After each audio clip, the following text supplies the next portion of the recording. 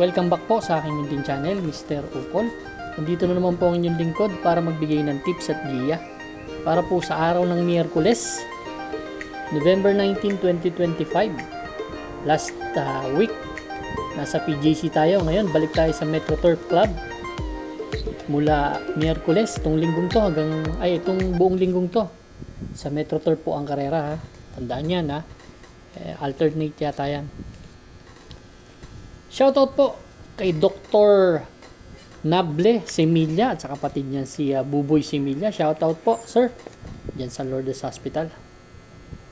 Armando Pakingan, Bobby Salsos, Anthony Yambao, Celestino Abejo, Danilo Terrado, Kiko Gersaba, Francis Tonido, Julito Ireneo Jr., Fernan Mijares, Mr. Jun Fos, and Alberto Buyo. Ayan ang mga masusugid nating subscriber at palagi nagko-comment sa atin dyan sa sumusuporta sa aking YouTube channel. Shoutout din kay Boss Chris, tsaka sa Dangay OTV, yung may-ari na si Sir Rolly. Start na po tayo. Race number 1, ito po yung start ng ating winner take all event. Covers races 1 to 7. Meron pong Super 6 carry over na 57,925.37. Meron tayong 8 kalahok dito. Distansya, maiksi lang, 1,200 meters. 42 to 56 split na grupo itong karera na to. First choice po, gusto ko yung dalawang dikit na panalo nito. Si Real Equity, although umakyat to ng laban, ha. Galing lang sa 17 to 41 split. Pero nakadalawang sunod dyan. May best time din naman na 112.8 yan, no? Pero matagal na, no? Last December 11 pa. Pero last October 12 at October 28, galing sa dalawang sunod na panalo yan. Yan ang aking first choice. Second choice ko po, number 8, si Tugatog. Si Tugatog last November 2, tersero dumating yan kila Captain Bob Animo Lasal. Nagtala ng 128.2. Binalik po yung renda kay kay Pabs Caballero kasi siya nagpanalo niyan last October 15. Tinalo niya si Grand Monarch, nagtala ng 127.4. Kaya yan ang aking second choice. Kung magbabakbakan talaga to, ang third choice ko po, entry number 5, Mythic Layla. Kaya itong kabahay na to, makalabas lang na maganda to, kahit maiksi karera, may panalo sa akin to. Race number 1, ang first choice, entry number 6, Real Equity. Second choice po, number 8, Tugatog. Third choice po, number 5, Mythic Layla. Good luck po. Race number 2 na po tayo, bayang karerista. Pick 6 event covers races 2 to 7. Meron tayo ulit na 8 kalahok dito. Ganun pa rin ang distansya, 1,200 meters. Pero this time, 17 to 41 split na grupo naman ang tatakbo.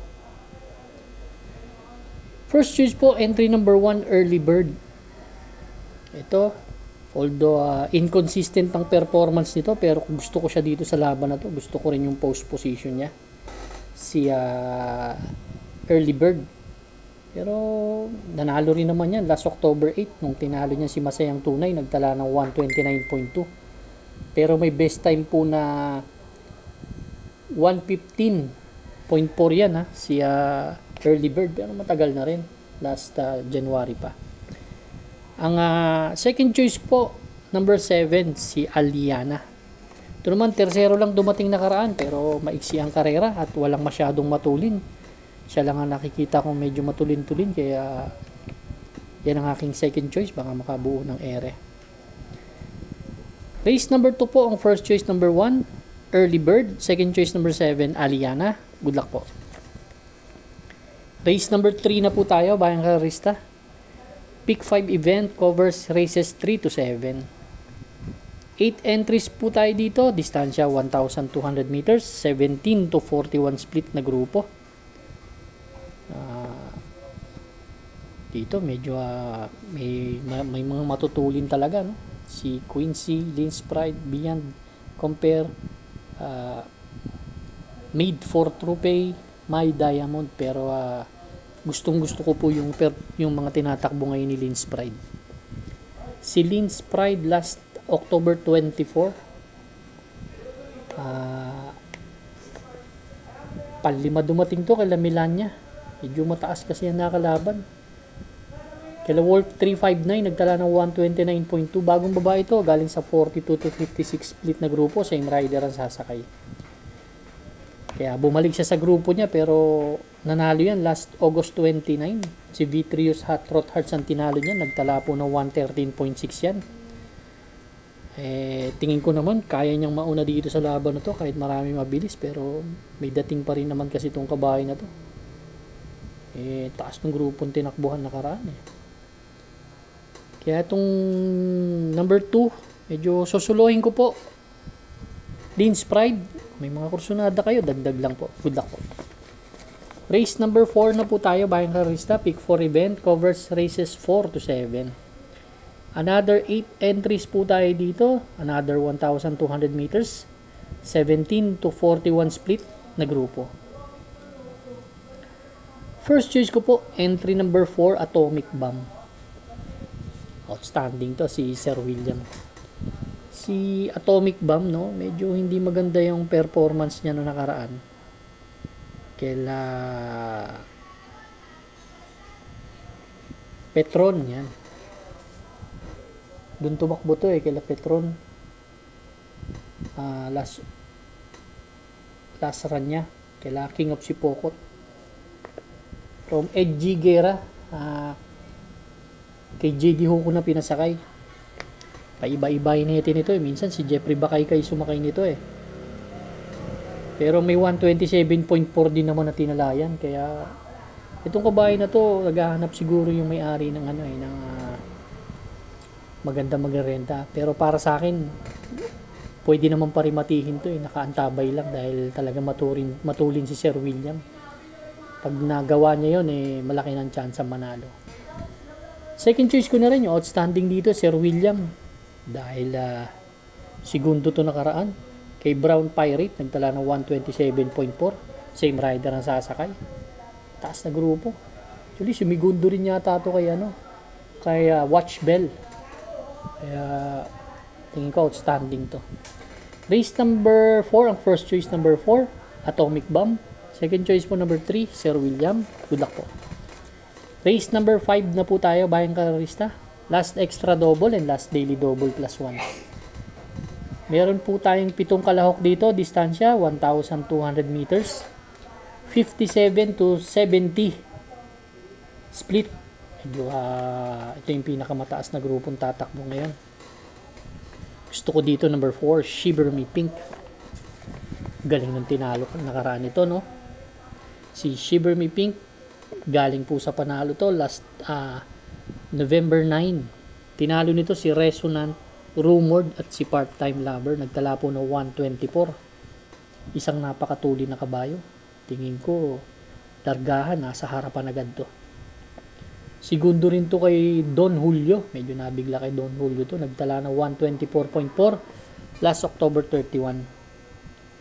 Kaya tingin ko siya mauna at makakabuo ng ere. So, suluhin ko po, entry number 4, Shiver Me Pink. Good luck po. Race number 6 na po tayo, Bayang Karista. Ang ating penultimate race at last double natin. Meron tayong 8 kalahok, 1,200 meters distance, 17 to 41 split na grupo. Ang first choice ko po dito, entry number 4, Gold Rush. Si Gold Rush, although mababa lang yung grupong tinalo nakaraan sila Adorable Felicia Shepcat lang, pero dati na mamataas ang grupo nito kasi. So ibig sabihin nagpi-pick up na ulit ng condition to. Nagtala ng 128.6, same rider ang sasakay. Yan ang aking first choice. Second choice ko po yung nakikita ko mauuna, itong si Axis Deviation. Si Axis Deviation, last run nito last November 2. Tercero lang dumating to kala Nards 23 Yana Special, pero siyang bumandera doon nakikita ko kung mauuna, malaki chance ang manalo nitong kabahay na to. At yung Hinete, ang alam ko bibihira yan perder. Third choice ko po number 5, Wallop, na may 128.8 na tinala nakaraan last November 9, kailan ta feeling tumakbo yan? Amor My Love, medyo mataas, 128.8. Pero last September 10, tercero dumating yan kay Asintado Hang Loose. May 114.2 po na prueba yan, si Walo. Mga kursunada kayo, dagdag lang. Pero ako, ang first choice, entry number 4, Gold Rush. Second choice po number 6, Axis Deviation. Third choice number 5, Walo. Good luck po. Race number 7 na po tayo. Last and final race for Wednesday night racing. Paratingan po ng ating mga exotics. Winner take all. Pick 6, pick 5, pick 4. Last extra double and last daily double plus 1 po. 8 entries tayo dito. 1,200 meters distansya. 17 to 41 split na grupo. First choice po number 2 si Iceman. Si Iceman medyo bumalik sa grupo niya. No? Although 17 to 41 split naman pero matataas kasi nakakalaban nakaraan. Last October 26 kila Real Equity kasi tumakbo to, pang-anim dumating. 130.6 ang tinala. Same rider ang sasakay pero may 1.15 po yan nung nanalo yan ng September 12 na banderan tapos. Tingin ko naman na kung kayang mauna talaga to dito. O ilalabas to. Ang second choice ko po number 6, Tanging Ikaw. Last October 28, segundo naman to kay Raining in Manila. May 130.6 na tinala.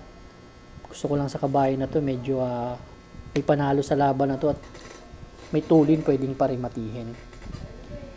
Race number 7 po. Ang first choice. Entry number 2, Iceman. Second choice po number 6, Tanging Ikaw. Good luck po bayang karista. Maraming salamat po sa inyo walang sawang pagtangkilig sa aking munting channel. Good luck and stay safe.